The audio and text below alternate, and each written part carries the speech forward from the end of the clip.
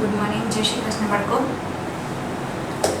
ધોરણ 10th માં આપણે ચેપ્ટર નંબર 12 જે વિદ્યુત, ધોરણ 10માં આ ચેપ્ટરની અંદર 6 માર્ક્સનું પૂછાવાનું છે, જે આપણે થોડું અમથું આ લેશનની અંદર જોયું હતું. એમના પછીનો પોઈન્ટ વિદ્યુત સ્થિતિમાન,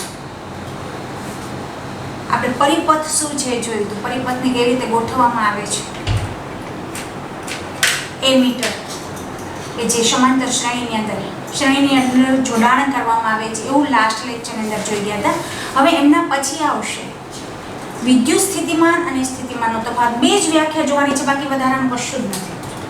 આ બે વ્યાખ્યા એટલે શું છે, એનો એકમ શું છે એ જોવાનું છે તમારે, કે વિદ્યુત સ્થિતિમાન એટલે શું અને વિદ્યુત સ્થિતિમાનનો તફાવત એટલે શું.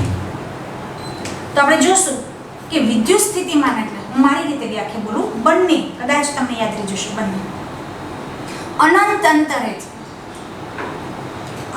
અંતરેથી વિદ્યુત ભારને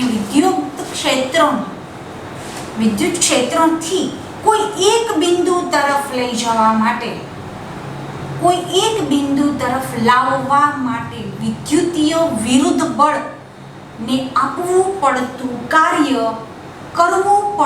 કાર્ય એટલે વિદ્યુત સ્થિતિમાન. બહુ સરસ છે. એ તમારે અહીંયા વિદ્યુત સ્થિતિમાનનો પોઈન્ટ છે, વિદ્યુત ભાર છે. હવે પછી એમને એ વિદ્યુત સ્થિતિમાન ધન વિદ્યુત ભાર, એકમ ધન વિદ્યુત ભારને અહીંથી છેક આ બિંદુ સુધી મારે લઈ જવું છે.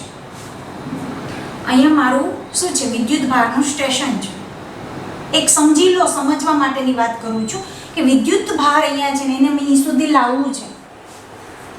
તો અહીંયા ધન વિદ્યુત એકમ વિદ્યુત ભારના અનંત અંતરેથી વિદ્યુત ભારના વિદ્યુત ક્ષેત્રથી કોઈ એક બિંદુ સુધી લાવવા વિદ્યુતીય વિરુદ્ધ બળ ને કરવું પડતું કાર્યને શું કહેવામાં આવે છે, વિદ્યુત સ્થિતિમાન. અને વિદ્યુત સ્થિતિમાનનો તફાવત એટલે આ બંને વચ્ચેનું અંતર, ડિફરન્સ કહેવામાં આવે છે. અને શું કહેવામાં આવે છે, ડિફરન્સ. એ બંને વચ્ચેનું જે અંતર છે ને એને ડિફરન્સ કહેવામાં આવે છે, પેલો તફાવત કહેવામાં આવે છે. આપણી રીતે વ્યાખ્યા સમજી, હવે વિજ્ઞાનની વ્યાખ્યા સમજજો, બે તમને સમજાય જ બેસ કે શું એવું શું છે કે જે વિદ્યુત ભારને વહન કરાવે છે. આ સમજવા માટે પાણીના પ્રવાહ સાથે સામ્યતા વિચારીએ કે આદર્શ સમક્ષિતિજ નળીમાં, નીચે પડેલી નળીમાં પાણીનું વહન પામતું નથી. નીચે પડેલી પાણીની નળી હોય તો મોટર દ્વારા વહન પામે છે, બાકી એમને પડી રહેવા દો તો એમાં પાણી એમને ભર્યું રહેશે. તમે તાંબાના તારમાં વિદ્યુત ભારો જાતે ગતિ કરતા નથી. તાંબાનો તાર એમને પડ્યો હોય તેમાં વિદ્યુત ભાર તમે સ્વિચ ઓન કરો તો જ ગતિ કરી શકે છે, બાકી ગતિ કરી શકતા નથી. જો નળીનો એક છેડો ઊંચી સપાટી પર રાખેલ પાણીની ટાંકી સાથે જોડવામાં આવે, હવે નળી એમને પડી છે પણ એક છેડો ઊંચો લઈને ટાંકી સાથે જોડવામાં આવે તો ઉપરનું પાણી બધું ક્યાં જાય, વહી જાય છે, નીચે જતું રહે છે. તો જોડવામાં આવે તો નળીના બે છેડા વચ્ચેનું દબાણ તફાવત રચાય છે, જેથી નળીના મુક્ત છેડો, જે પાછળનો છેડો એમાંથી પાણી બહાર આવે છે. એ તો આપણને બી ખ્યાલ છે કે પાણી ભરેલી નળી હોય ને એક છેડો ઊંચો કરો તો બીજી છેડેથી પાણી નીકળતું જશે અને વહે છે. ધાતુના વાહકતાના વિદ્યુત ભારોના પ્રવાહ માટે ગુરુત્વાકર્ષણ બળની કોઈ ભૂમિકા હતી નથી. આમાં કોઈ ગુરુત્વાકર્ષણ બળ હોય નહીં. આમાં તો સ્વિચ ઓન કરો, જો પાવર જાય, વાહક વિદ્યુત પ્રવાહ પસાર થાય તો જ એ પદાર્થ છે એ ઓન થશે. તો શું કહે છે, ભૂમિકા કોઈ હોતી નથી. ઇલેક્ટ્રોન ત્યારે જ ગતિ કરે છે જ્યારે વાહકના વિદ્યુત દબાણનો તફાવત કે જે વિદ્યુત સ્થિતિમાનનો તફાવત કહેવામાં આવે છે. એની અંદર તમે કળ છે, બલ્બ ઓન કરો, સ્વિચ ઓન કરો તો જ એની અંદરથી વિદ્યુત દબાણ એ જશે, પ્રવાહનું વહન થશે તો જ એ ઓન થશે. એટલે હોય તે વિદ્યુત સ્થિતિમાનનો તફાવત એ કરતાં વધારે વિદ્યુત કોષોની બનેલી બેટરીથી મેળવી શકાય છે. તો આ વિદ્યુત કોષ મેળવી ક્યાંથી શકાય? બેટરી દ્વારા. કોષની અંદર થતી રાસાયણિક પ્રક્રિયા કોષના બે છેડા વચ્ચે વિદ્યુત સ્થિતિમાનનો તફાવત એટલે પહેલું બિંદુ અને બીજું બિંદુ, આ બંને વચ્ચેનો તફાવત દર્શાવે છે. હમણાં જ મેં તમને કહ્યું આવું ત્યારે પણ થાય છે કે જ્યારે કોષમાં કોઈ પણ વિદ્યુત પ્રવાહ લેવામાં ના આવતો હોય, જ્યારે વિદ્યુત કોષને વાહક પરિપથ ઘટક સાથે જોડવામાં આવે ત્યારે વિદ્યુત સ્થિતિમાનનો તફાવત વાહકના વિદ્યુત ભારોને ગતિમાં લાવે છે. એટલે વિદ્યુત ભારોને ગતિમાં લાવે છે ક્યારે? કે જ્યારે વિદ્યુત સ્થિતિમાનનો તફાવત વાહકમાં જો તમે વિદ્યુત પસાર કરવામાં આવે તો એ ગતિમાં આવે છે અને વિદ્યુત પ્રવાહ ઉત્પન્ન થાય છે. કોઈ વિદ્યુત પરિપથ વિદ્યુત પ્રવાહ જાળવી રાખવા માટે કોષની અંદર સંગ્રહ પામેલી રાસાયણિક ઉર્જા વાપરવી પડે છે. શોર્ટ આટલું સમજો નહીં કરતા એટલું સમજવાનું વિદ્યુત સ્થિતિમાન એટલે શું.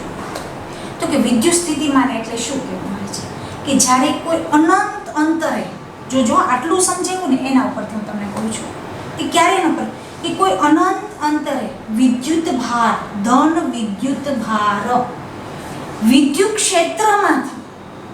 વિદ્યુત ક્ષેત્રમાંથી કોઈ એક બિંદુ સુધી લાવવા માટે વિદ્યુતીય વિરુદ્ધ કરવું પડતું જે કાર્ય હોય ને એમને શું કહેવામાં છે? વિદ્યુત સ્થિતિમાન. આટલી વ્યાખ્યા વિદ્યુત ક્યારે પસાર અને એ બંને બિંદુ એ એટલે કે વિદ્યુત ક્ષેત્રથી તમે ક્યાં સુધી લાવ્યા? બિંદુ બી સુધી. તો એ થી બે બિંદુ છે એ બે વચ્ચેનું જે અંતર છે તફાવત ડિફરન્સ છે એને વિદ્યુત સ્થિતિમાનનો તફાવત કહેવામાં આવે છે. પણ ફરીથી આપણે પાછી વ્યાખ્યા આની જોશું કે કોઈ વિદ્યુત પ્રવાહ આધારિત વિદ્યુત પરિપથના કોઈ બે બિંદુ વચ્ચે વિદ્યુત સ્થિતિમાનનો તફાવત જો મેં હમણાં જ કહ્યું એકમ ધન વિદ્યુત ભારને એક બિંદુથી બીજા બિંદુ સુધી લઈ જવા માટે કરવા પડતા કાર્ય એટલે વ્યાખ્યાયિત કરવામાં આવે છે.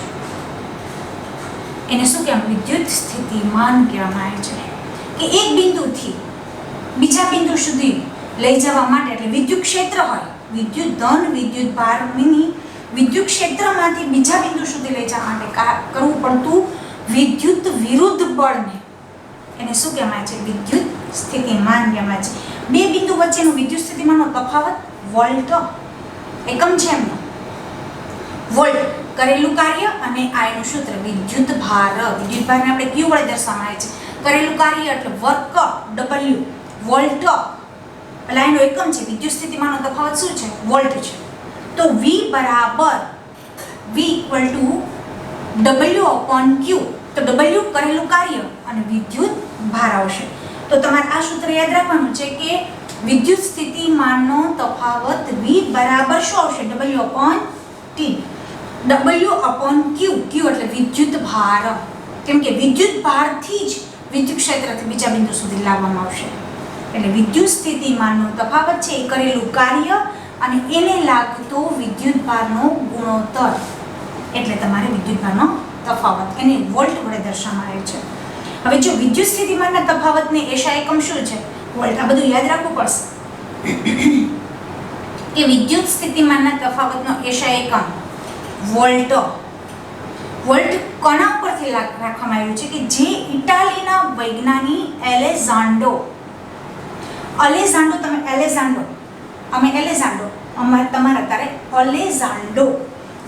વોલ્ટા 1745 થી 1827 નામ પરથી રાખવામાં આવ્યું. કયા વૈજ્ઞાનિક ઉપરથી ભાઈ? તો કે અલેઝાન્ડ્રો વોલ્ટાના નામ ઉપરથી આ વિદ્યુત સ્થિતિમાનના તફાવતનો એકમ વોલ્ટા રાખવામાં આવ્યું છે. વિદ્યુત પ્રવાહ ધારિત વાહકમાં જો એક કે વિદ્યુત પ્રવાહ ધારિત વાહકમાં કુલંબ વિદ્યુત ભારને એક બિંદુથી બીજા બિંદુ સુધી લઈ જવા માટે કરવું પડતું કાર્ય 1 જૂલ હોય છે. આપણે આગળ પણ શીખી ગયા 9th ની અંદર પણ 1 જૂલ છે પણ એક વૈજ્ઞાનિકનું નામ છે. એની યાદમાં એકમ પાડવામાં આવ્યો છે કાર્યનો કે 1 કુલંબ આપણે જોયું કુલંબ વિદ્યુત ભાર ને એક બિંદુથી જો બીજા બિંદુ સુધી લઈ જવા માટે કરવું પડતું કાર્ય 1 જૂલ હોય તો તે બિંદુ વચ્ચેનું વિદ્યુત સ્થિતિમાનનો તફાવત 1 વોલ્ટ થાય ને એ રીતે કહી શકાય. એટલે કે 1 વોલ્ટ બરાબર શું થાય? આટલું જ યાદ રાખવાનું કે 1 વોલ્ટ બરાબર 1 joule upon 1 coulomb. 1 joule upon 1 coulomb તો EV 1V is equal to 1 joule coulomb minus 1 inverse 1 બી કહી શકો. આ યાદ રાખવાનું છે કે 1 વોલ્ટ બરાબર 1 જૂલ પ્રતિ 1 કુલંબ આવશે. તો વોલ્ટનો આપણે યાદ રાખવાનું કે સ્થિતિમાન, વિદ્યુત સ્થિતિમાનનો તફાવત વોલ્ટમીટર નામના ઉપકરણની મદદથી માપવામાં આવે છે. વોલ્ટમીટર એટલે કે જ્યારે તમે પરિપથ તૈયાર કરો ને ત્યારે એના જોડાણની અંદર, સમાંતર જોડાણની અંદર વોલ્ટને રાખવામાં આવે છે. તો જ તમે એને માપન કરી શકશો કે આ બેટરીની અંદર કેટલો વિદ્યુત પ્રવાહનું વહન થાય છે. વોલ્ટામીટરને હંમેશા બે બિંદુઓ વચ્ચે વિદ્યુત સ્થિતિમાનનો તફાવત માપવો હોય ને ત્યારે સમાંતર જોડાણ કે જ્યારે પરિપથ લાવો છો ને, પરિપથ, એ પરિપથની અંદર વોલ્ટને રાખવામાં આવે છે. વોલ્ટને રાખવામાં તો જ ખબર પડશે કે આ પરિપથ છે ની અંદર કેટલો વિદ્યુત પ્રવાહ પસાર થાય છે એવું જાણવામાં ક્યારે આવશે. તો હવે શું કહે છે કે ઉદાહરણ તમને આવશે 12.2 કે 12 વોલ્ટની, બહુ મસ્ત ક્વેશ્ચન આપ્યો છે. આમ જુઓ ને તો ટૂંક જાબી ક્વેશ્ચન છે, સાવ ઇઝી છે કે 12 વોલ્ટ વિદ્યુત સ્થિતિમાનનો તફાવત ધરાવતા બે બિંદુઓ વચ્ચે 2 કોલમ 2C છે એટલે 2 કોલમ વિદ્યુત ભારને લઈ જવા માટે કેટલું કાર્ય કરવું પડે. બહુ મસ્ત પ્રશ્ન આપ્યો છે, મોઢે પણ થઈ જાય છે 12 ચોઈસ.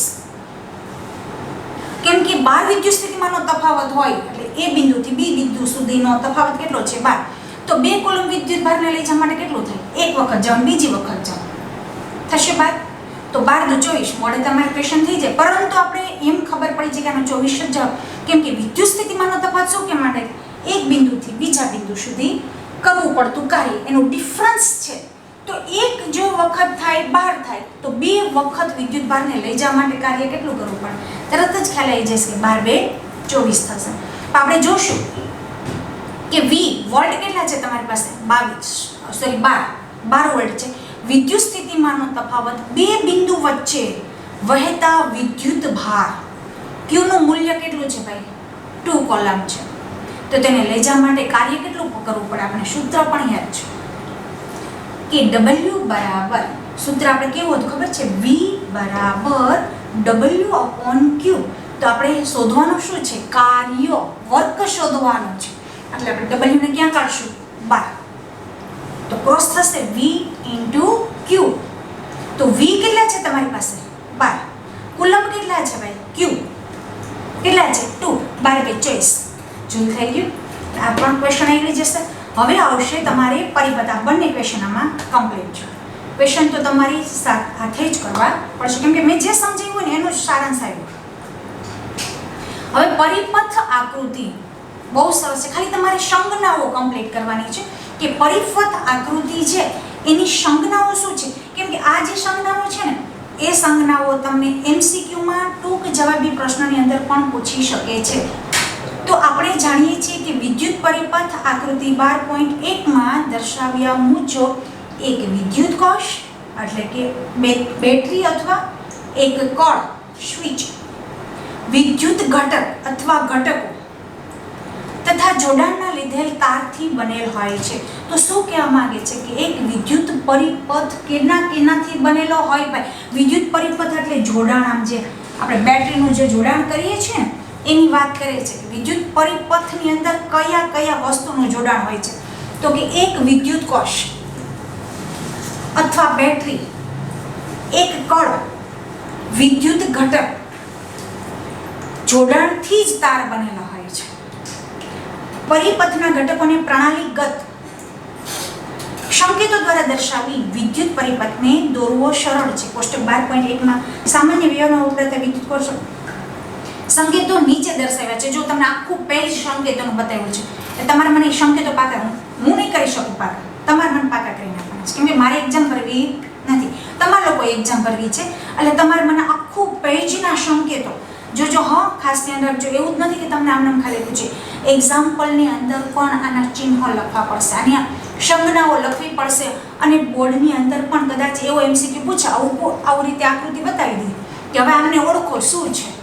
તો આ બતાવી દીધું કે આને ઓળખો શું છે, બરાબર છે. કળ આપી દીધી હોય, બરાબર, પ્લગ કળ એટલે અમે તો એમ કહીએ સ્વિચ કળ, કે કળ આપી દીધું છે, બંધ કળ છે, આ ખુલ્લી કળ છે. એક આપી દે કે આને ઓળખો શું છે. એટલે આમાંથી કોઈ પણ ક્વેશ્ચન પૂછાઈ શકે છે એટલે સંજ્ઞાઓ યાદ રાખવી જરૂરી છે. આપણે સંજ્ઞાઓ બધી જોઈ જાય એકવાર કે શું કહે છે. કેટલીક ઘટક સંજ્ઞાઓ છે કે જે પરિપથની અંદર આવી શકે છે. આ સંજ્ઞા જ્યારે આપણે હમણાં જ કહ્યું કે એક પરિપથ છે, તો પરિપથની અંદર કેટલા જોડાણ હોય છે, કઈ કઈ વસ્તુઓ, કેટલા ઘટકો આવી શકે છે. તો કે વિદ્યુત કોષ કેવો હોય છે, તો કે આ રીતે કેથોડ એનોડ કહીએ છીએ ને, પ્લસ અને માઇનસ આવી રીતે હોય છે વિદ્યુત કોષ.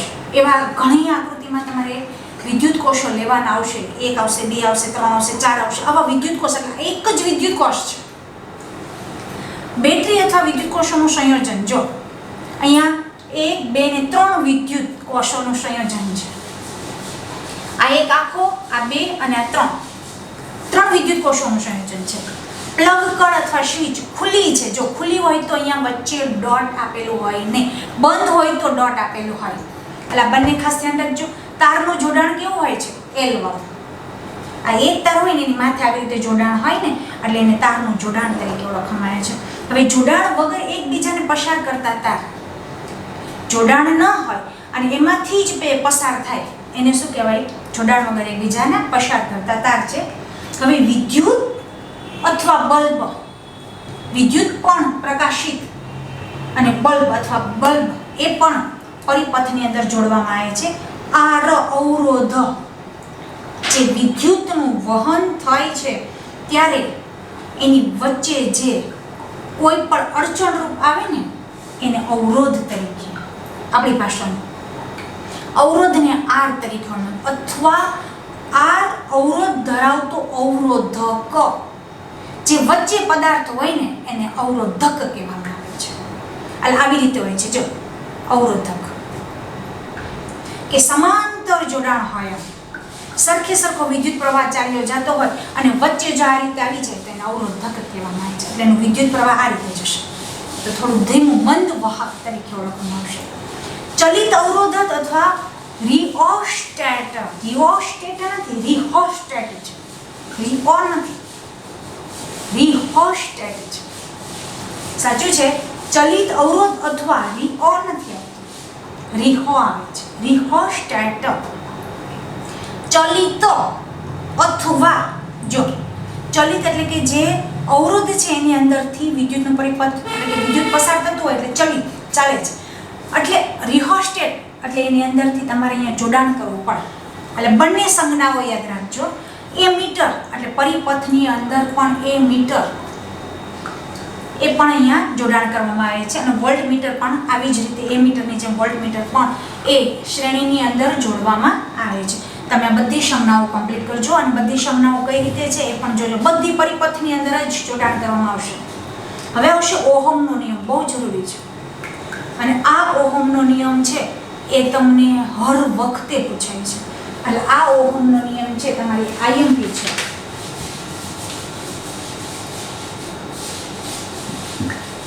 ઓહમનો નિયમો આઈએમપી પ્રશ્ન છે. તો શું કહે છે કે જો શું કોઈ વાહકના બે છેડા વચ્ચે વિદ્યુત સ્થિતિમાનનો તફાવત અને તેમાંથી પસાર થતા વિદ્યુત પ્રવાહ વચ્ચે કોઈ સંબંધ છે? ચાલો આપણે તેને એક પ્રવૃત્તિ દ્વારા સ્પષ્ટ કરીએ.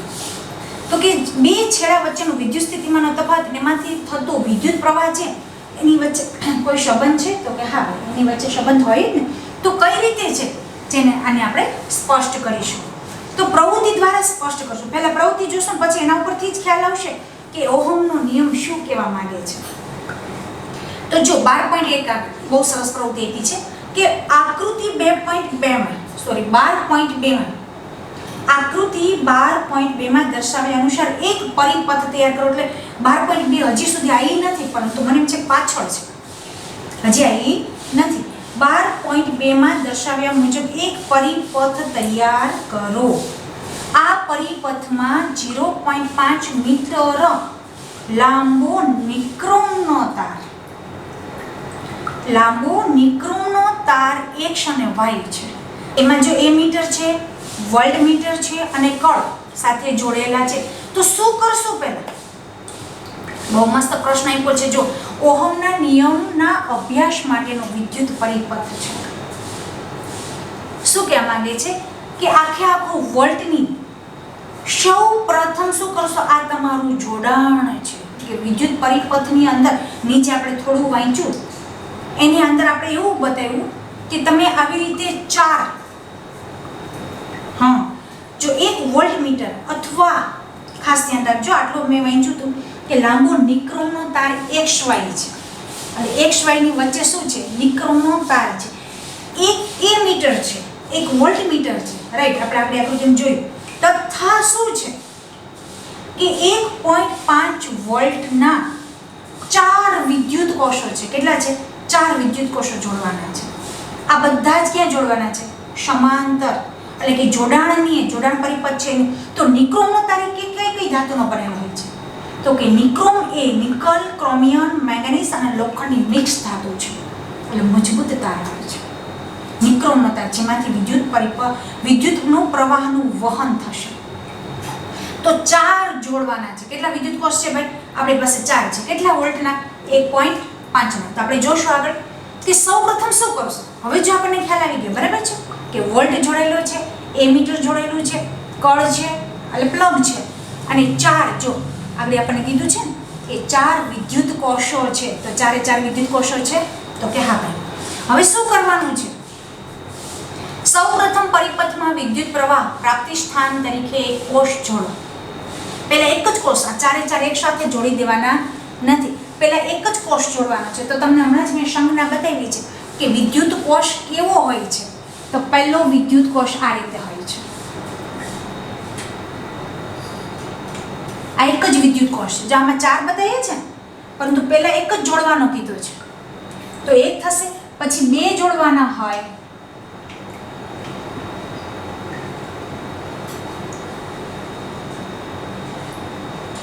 એટલે આ 2 થઈ ગયા. આ 1, આ 2, પછી આ 2 થયા, પછી 3. તો હવે પાછા વચ્ચે 2 બનાવવાના, પાછા 3 બનાવવાના, એટલે થઈ જશે 4. આ એક કોષ, પછી આ 2 કોષ, પછી 3 અને પછી 4. આવી રીતે વારાફરતી કોષ જોડવાના છે. તો પહેલું સૌપ્રથમ એક કોષને જોડો. તો કે એક જ કોષ જોડાય કે નહીં, બરાબર? એક જ કોષ. તમે અહીંયા નાની સાવ સૂક્ષ્મ આકૃતિ જોઈ શકો છો. આ 1, આ 2 આવી જ રીતે છે. જુઓ, આ 2, આ 3 અને 4 સાવ સૂક્ષ્મ, જેની નજરેથી જોશો એકદમ નરી આંખે એટલે તમને દેખાશે કે 4 વોલ્ટ જોડેલા છે, પરંતુ એક સાથે 4 જોડેલા નથી. પહેલા એક જોડેલો છે. પરિપથમાં નિક્રોમના તાર XY માંથી પસાર કરતા નિક્રોમનો તાર અવરોધક આપણે જોયું હતું. આ શું કામ આવ્યું? તો કે અવરોધની સંજ્ઞા છે. જો આપણે હમણાં જ સંજ્ઞાનું પહેલા જોયું, ઘટકનું જોયું, તો આ છે નિક્રોમનો તાર છે. X અને Y એ નિક્રોમનો તાર છે. આ છે અવરોધ R. તો નિક્રોમના તાર X માંથી પસાર કરતા વિદ્યુત પ્રવાહ માટે એ મીટર અવલોકનનું I એટલે શું થશે? વિદ્યુત પ્રવાહ. તેના છેડા વચ્ચે વિદ્યુત સ્થિતિમાનનો તફાવત V વોલ્ટ નું અવલોકન કોષ્ટકમાં નોંધો. આમાં નોંધતું જવાનું છે. 1 વોલ્ટમાં તમે વિદ્યુત પ્રવાહને પસાર કરો અને પછી કળથી તમે બેટરી ચાલુ કરો, એટલે એમાંથી જે વિદ્યુત પ્રવાહનું વહન થશે ને એ તમારે પહેલું નોંધવાનું. પછી તો કે હવે શું કરવાનું? આખું એમને મોડે બોલી છે. પછી શું કરવાનું છે? 1 વોલ્ટ પસાર કર્યો, 1 વોલ્ટમાંથી વિદ્યુત પ્રવાહનું વહન કર્યું, એમાં કેટલું માપન આવ્યું ને કે નિક્રોમ તારમાંથી પસાર થતો વિદ્યુત પ્રવાહ કેટલો છે એ નોંધવાનું છે. નિક્રોમ તારના 2 છેડા વચ્ચે પહેલો અને બીજો છેડો વિદ્યુત સ્થિતિમાનનો તફાવત એ વોલ્ટમાં માપવાનો છે. અહીંયા એમીટરમાં માપવાનો છે, એટલે કે વિદ્યુત પ્રવાહ માપવાનો છે, અને અહીંયા વિદ્યુત સ્થિતિમાનનો તફાવત માપતો જવાનો છે. પહેલા 1 વોલ્ટમાં રાખવાનું, પછી 2 વોલ્ટમાંથી પસાર કરવાનો, પછી 3 માંથી કરવાનો અને પછી 4 માંથી કરવાનો. આ 4નો વોલ્ટમાંથી વિદ્યુત પસાર કરી અને પછી 4નું માપન કરવાનું છે. થઈ ગઈ આકૃતિ. ફરીથી પાછું વાંચ્યું છું કે તેના છેડા વચ્ચે વિદ્યુત સ્થિતિમાનનો તફાવત કોષ્ટકમાં નોંધો. હવે પછી પરિપથમાં 2 વિદ્યુત કોષો જોડો અને નિક્રોમ તારમાંથી પસાર થતા અને વિદ્યુત પ્રવાહ અને 2 છેડા વચ્ચેનો વિદ્યુત સ્થિતિમાનનો તફાવત એમીટર વોલ્ટમીટરના બંનેમાંથી પસાર કરી અને આમાં નોંધવાનો છે. અને હવે 3 અને 4, પહેલું 1, પછી 2, પછી 3, 4 માટે ઉપરના પદોનું પુનરાવર્તન કરતા જાઓ કે કઈ રીતે એનું માપન થશે, એનું વિદ્યુત પસાર કઈ રીતે થશે. વિદ્યુત સ્થિતિમાનના તફાવત વોલ્ટ અને વિદ્યુત પ્રવાહ I.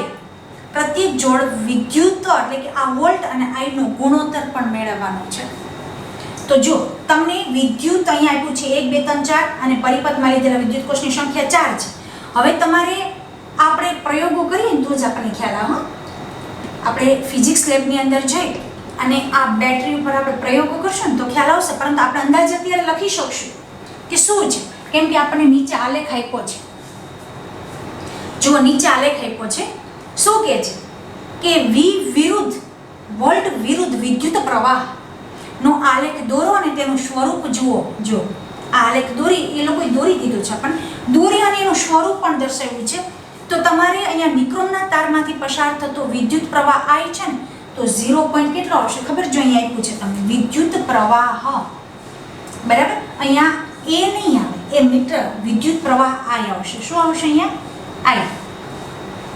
તો I કેટલો છે કે 0.1, 0.2, 0.3 અને 0.4, રાઈટ. હવે શું કહે છે કે નિક્રોમ તારમાંથી છેડા વચ્ચે વિદ્યુત સ્થિતિમાનનો તફાવત 1 વોલ્ટમાંથી કેટલું પસાર થયું, બીજા વોલ્ટમાંથી 3 વોલ્ટ જોઈન્ટ કર્યા તો કેટલા થયા? 4 વોલ્ટ કોષ, 4 વિદ્યુત કોષ આપણે જોઈન્ટ કરી અને જો એમાંથી કેટલું પસાર થાય એ જોડવાનું છે. તો અહીંયા તમને આપ્યું છે જો 0.4 અથવા બે આપ્યું છે 0.8, 1.2 અને બીજું છે 1.6. આ પણ થાય. અને તમે અંદાજે તમે મૂકતા હોય ને જો કદાચ આની અંદર, તો અથવા પણ કરી દઉં છું, આમાં બે રીતે થશે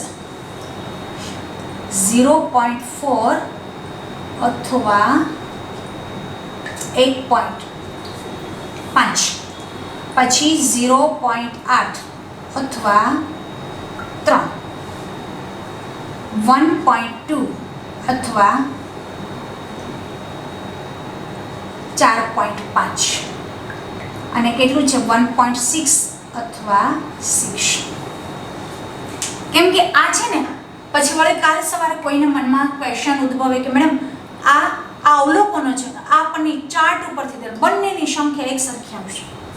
શું કહે છે જો આ તમને આખો આલેખ બતાવ્યો છે. હવે શું કહે છે કે આ પ્રવૃત્તિમાં તમને દરેક કિસ્સામાં V/I એટલે કે V ને તમે I સાથે ગુણોત્તર કરશો તો આલેખ ઉદ્ગમ બિંદુમાંથી પસાર થતી સુરેખા હશે, રાઈટ. જુઓ છે સુરેખા એટલે સીધી રેખામાં ગતિ કરતી હોય એવો આલેખ આપણને મળશે. આલેખ પણ બતાવેલો છે કે સુરેખા આકૃતિ 12.3 માં દર્શાવેલ છે. આમ V/I એ સરળ ગુણોત્તર, અચળ ગુણોત્તર એટલે કે નથી ફેરફાર થતો, વધતોય નથી ને ઘટતોય નથી. તો આપણે જોશું આમાં જો 0.4 હોય, કેમ કે V/I કરવાનું છે. જો ખાસ ધ્યાન રાખજો, અહીંયા V/I કરવાનું છે તો અહીંયા ધ્યાન આપજો 0.5 × 0.1 બંને સેમ પદ્ધતિ કરી દઉં છું. આ તમારો ડાયજેસ્ટની પદ્ધતિ છે, આ આપણી પદ્ધતિ બુક્સની પદ્ધતિ છે. ગમે તે એક તમે આંકન લખી શકશો. તો શું કહે છે જો આમને તમે છેદ ઉડાડો તો 4 × 10 પોઈન્ટ છે એટલે 10 આવી જશે. અને અહીંયા પણ 1 × 10, 10 જશે એટલે ઓનલી 4 કેટલા આવશે ભાઈ? તો કે 4, રાઈટ. અથવા આ પણ કરી દઉં છું તમને કે 1.5 છે અને નીચે કેટલા આવશે? 1.5. તો પોઈન્ટ કાઢવો છે એટલે 10 આવશે નીચે ભાઈ, તો કે હા. ઉપર 10 આવશે તો કે હા 10 જશે. 5 15 1 15 અથવા તમે 15 બેયની તમને આખું સૂત્ર બનાવીને બંનેનું કરી દો એટલે કોઈને પણ પ્રશ્ન રહેશે નહીં. અથવા 15, બરાબર. કોઈ વળે એમ કે અમે તો ડાયજેસ્ટની કોપી કરીએ છીએ, બને ત્યાં સુધી ડાયજેસ્ટની કોપી કરવાની નહીં જ. આ આપણી બુક્સ છે તો બુક્સની જ કોપી મારવાની. બુક્સ જે કહે છે ને એ કરવાનું, ડાયજેસ્ટ કરવાનું નહીં. તો પણ મેં અહીંયા ડાયજેસ્ટ તમને કહ્યું છે કે આ આવો જે છે આ માપન પણ થઈ શકે છે, તો એ પણ માપ સમાન આવશે. હવે જો તમે અહીંયા 4, કેમ કે અહીંયા એમ કીધું છે કે અચળ V/I એ અચળ ગુણોત્તર છે. અચળ એટલે વધે નહીં અને ઘટે નહીં, ગુણોત્તર સમાન આવવો જોઈએ. એટલે બંને તમને રીત સમજાવી દો કે આ તો એમનેમ રહેશે ભાઈ, આમાં કોઈ ચેન્જ થશે નહીં. આ આપણે બદલાવતું રહેશે. કે 0.8 એટલે 2 into 10 8 into 10 રેડી 10 10 જશે તો કેટલા આવશે ભાઈ તો કે 4 2 8 તો પણ કેટલા આવ્યા તો કે 4 હવે પાછા આવશું કે હવે કેટલા આવશે તો કે 0.2 અને 3 છે જો પાછું આ લેવાનું આ તો એક જ સંખ્યા છે તો કેટલા આવશે 2 બરાબર નીચે કેટલા આવશે 10 પોઈન્ટ કાઢ્યો છે એટલે 3 તો છે જ બરાબર તો હવે 5 2 10 થશે કેટલા થશે 2 5 10 તો 5 3 15 આવી જશે સરખે સરખી અચળ સંખ્યા તો 15 રેડી આવી જ રીતે પાછું કરશું કે 0.3 અને 1.2 પહેલો આ લો તો કે 3/10 અને 12/10 પણ છેદનો છેદ આવી જશે એટલે ઉપર જશે હવે 10 10 જશે થશે તો 3 4 12 તો પણ કેટલા આવ્યા ભાઈ તો કે 4 ચાલો એ જ રીતે પછી પાછું આ જ કરશું કે 0.3 અને 4.5 બરાબર તો 3/10 45/10 10 જ જશે 3 15 45 15 તેરી 45 તો આવી ગયા સેમ બરાબર એવી જ રીતે આ કરશો હવે તો થઈ જશે ને તમારે કીધે એક તો થઈ જશે કે 0.4 1.6 4/10 16/10 10 ચોકે 16 4 આવી જશે અથવા હવે આવશે 15 તો 0 પોઈન્ટ અને 6 જોજો હા 4/10 કરશું અને ખાલી 6 છે રાઈટ તો 10 ગુણ્યા 6 કેટલા થશે 60 કેટલા આવશે તો કે 60 આવશે 15 6